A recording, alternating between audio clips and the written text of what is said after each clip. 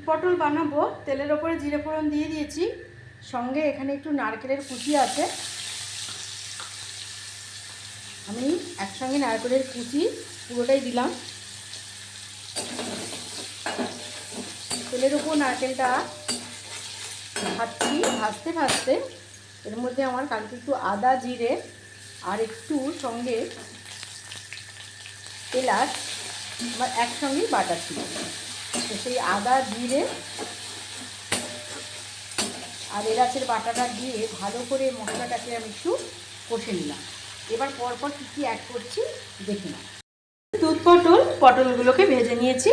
এবারে তেলের ওপরে জিরে ফোড়ন একটু দিয়ে আদা কাঁচা লঙ্কা বাটা কষার পর দিয়ে দিয়েছি বিরিয়ানি মশলা, জিরে গুঁড়ো, ধনে গুঁড়ো, হলুদের গুঁড়ো, কাসুরি মেথি, এমনি একটু লঙ্কার গুঁড়ো দিয়েছি আর কাশ্মীরি লঙ্কার গুঁড়ো দিয়েছি। দিয়ে ভালো করে আর আচ্ছা একটু নুনও দিয়েছি। এবার মশলাটা মোটামুটি আমাকে কষতে হবে, খুব অল্প জল দেবো, নাহলে গুঁড়ো মশলা লেগে যেতে পারে। এই মশলাটা একটু কষে নিয়ে তারপরে পটলগুলো ওর মধ্যে দেব। দেখো মশলাটা আমার একদম সুন্দর করে কষা হয়ে গেছে। তো এর মধ্যে এবার ভাজা পটলগুলো আমি অ্যাড করে দিলাম।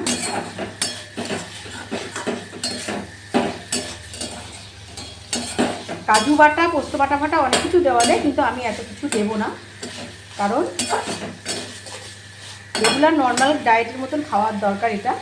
তো আমি এর মধ্যে অল্প জল দিলাম, কারণ এর মধ্যে আবার একটু আমি দুধ অ্যাড করব, জাস্ট কাউ মিল্ক।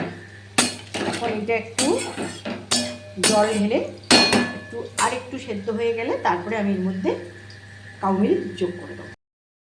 এবারে দুধটা মেশাবার সময় হয়ে গেছে। তো এবার আমি এর মধ্যে হাফ কাপ গরুর দুধটা মিশিয়ে দিলাম,